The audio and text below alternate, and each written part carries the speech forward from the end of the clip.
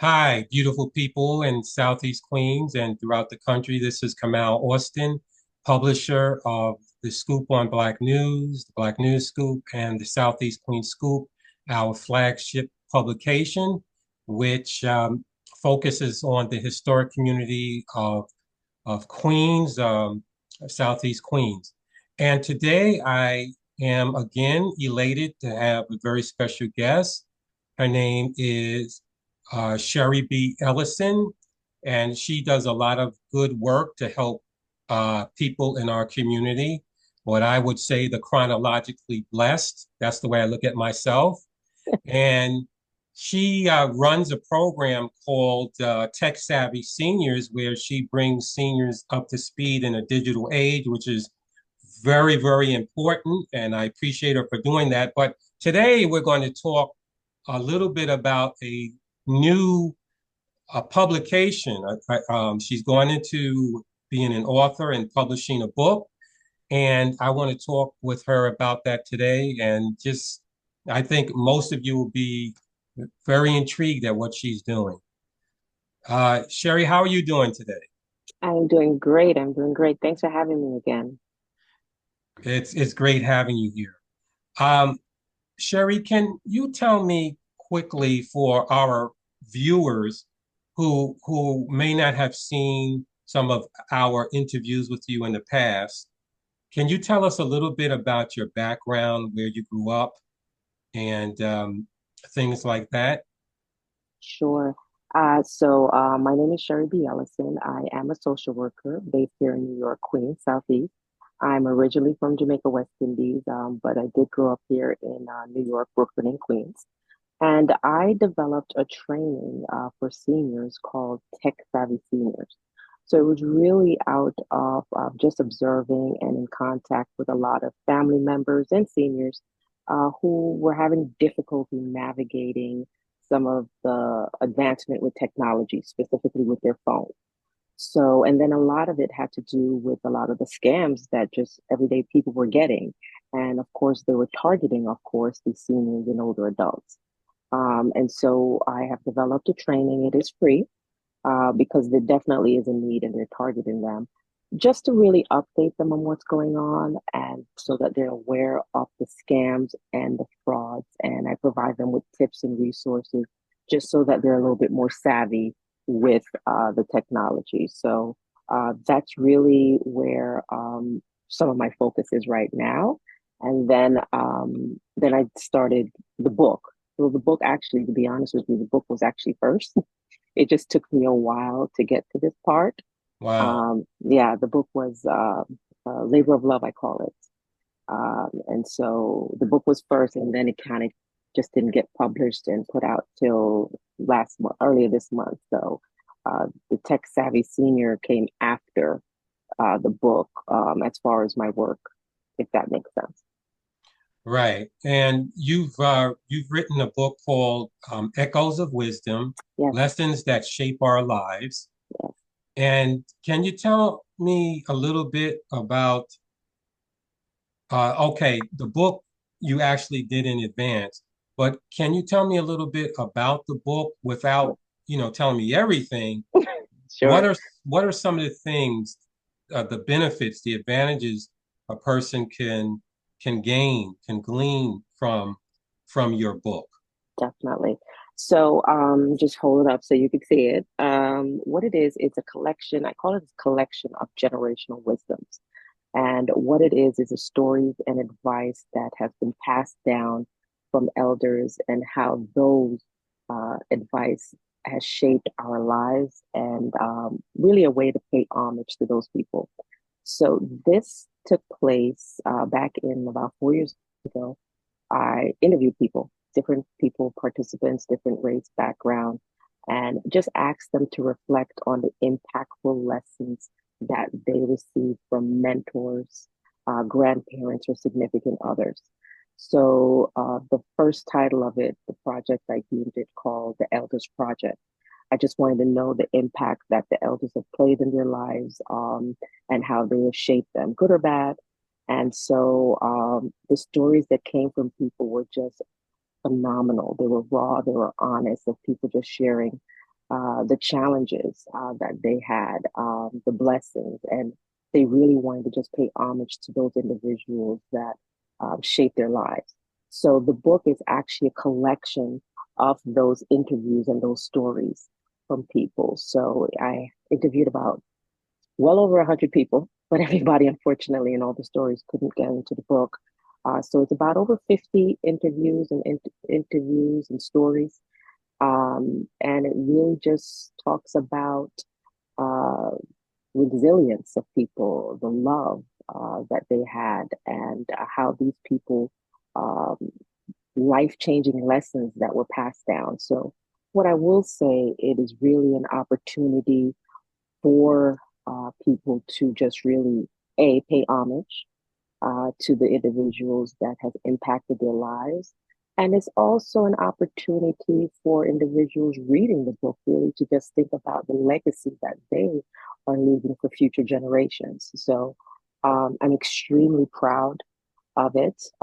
It started off with really, if I'm being honest, part of a grieving process with my own grandmother. And I think I was trying to capture the lessons and all the lessons, which is it's something you really can't do. How do you really capture all the lessons and the individual has shared with you and the stories behind that? But I kind of wanted to just have nuggets of it, like what were some of it and some of the stories. But when I started thinking about it, I said, well, what about other people? What are their stories? And then it became who is identified as an elder, and then it was really for the person who I'm interviewing to make that definition. It could be a teacher, it could be a stranger, but it was really about capturing that impactful lesson and the story behind that. Exactly, exactly. Well, what I want to do is try to use this fabulous technology that we have here while we continue talking and see if I can share a screen so people can see the book on Amazon.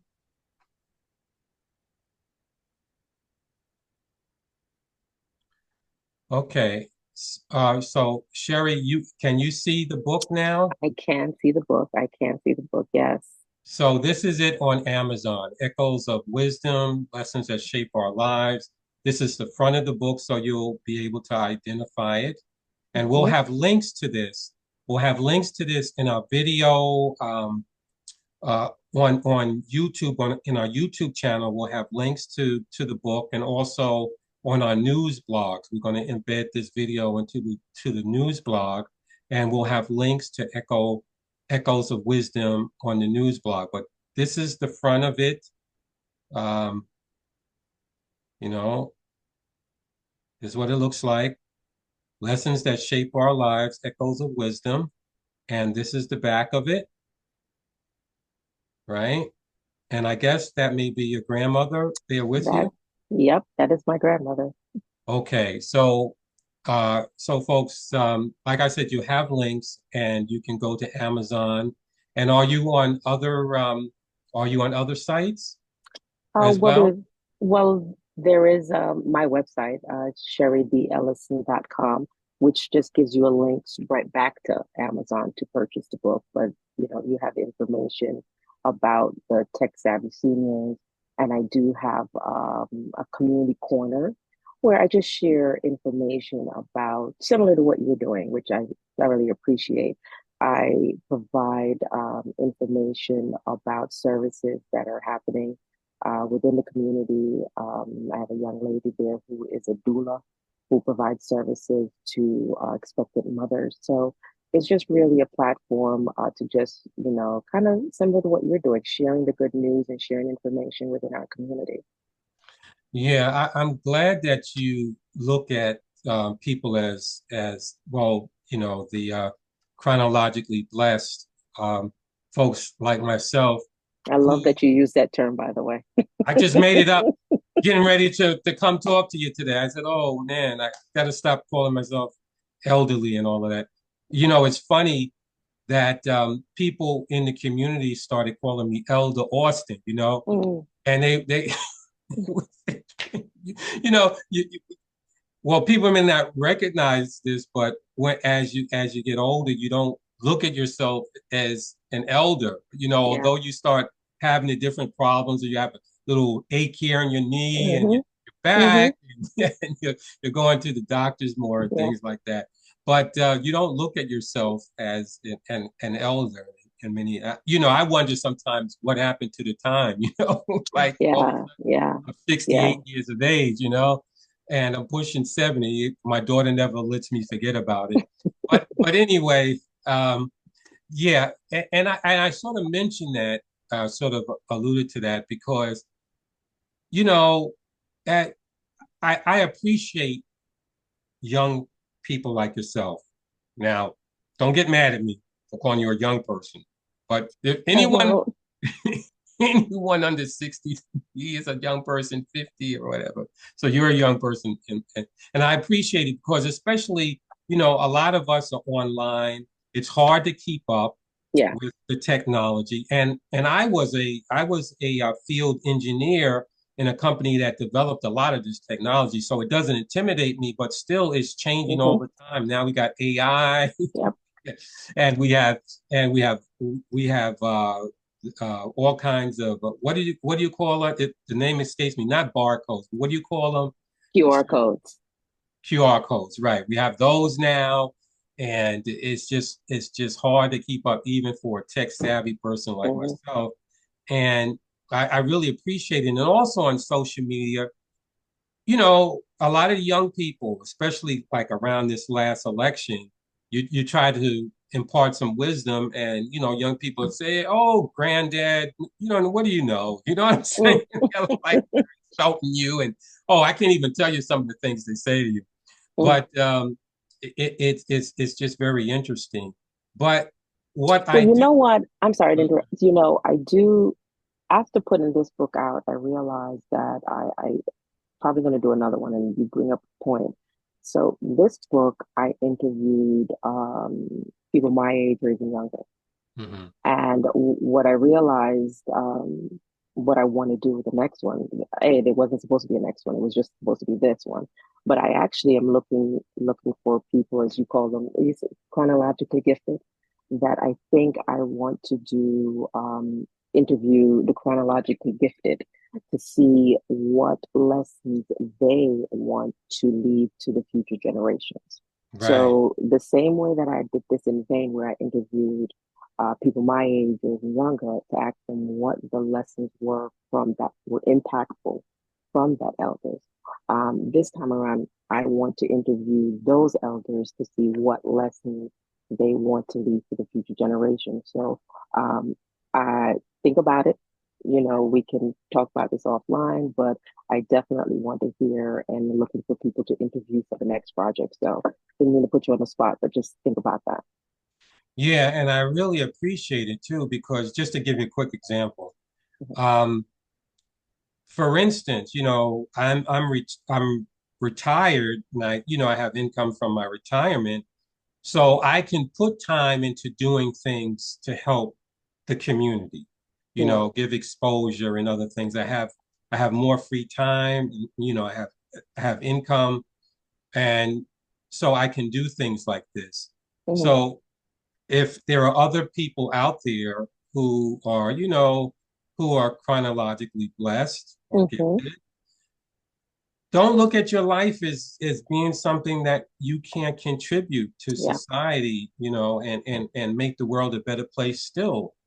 That's what I'm glad that you find value in persons like ourselves, because it can be rough. You get my Hmm. age and people start passing your way, a lot of your close friends and things like Yeah. that, and you can get lonely and Hmm. other things. But I'm glad that you are doing things in the community to help, people who are chronologically blessed, connect with each other, Yeah. use Definitely. the technology and things like that.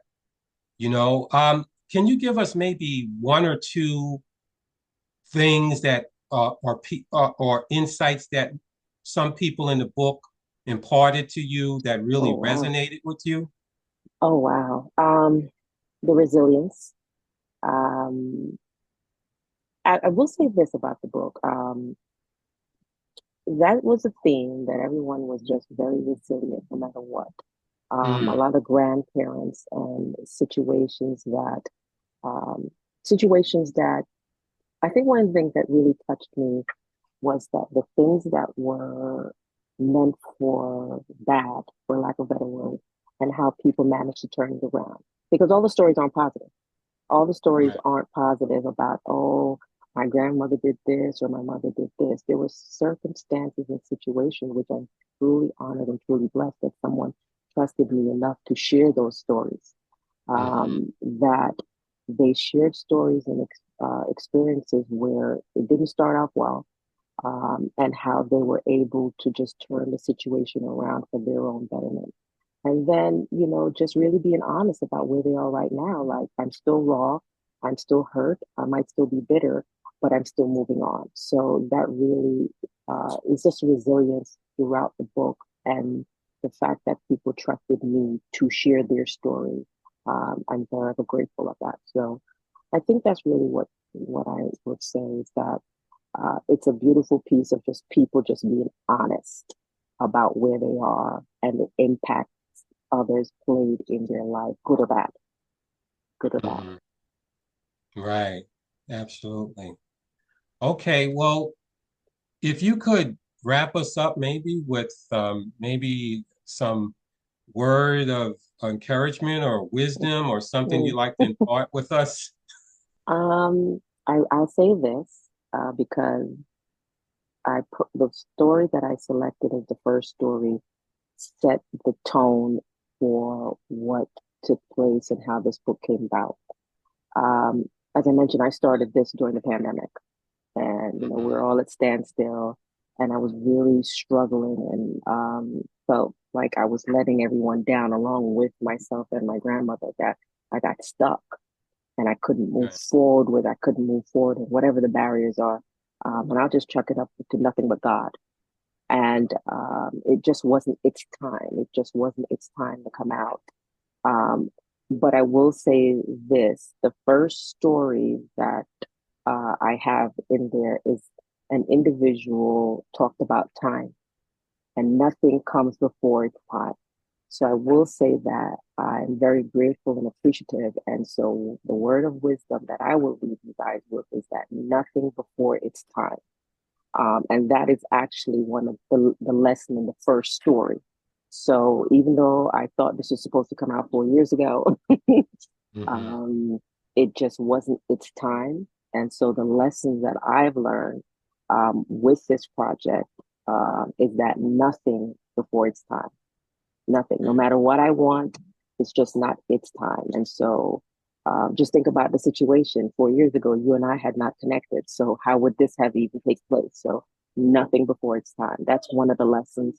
And because of that story, I've made that story the first entry in the book.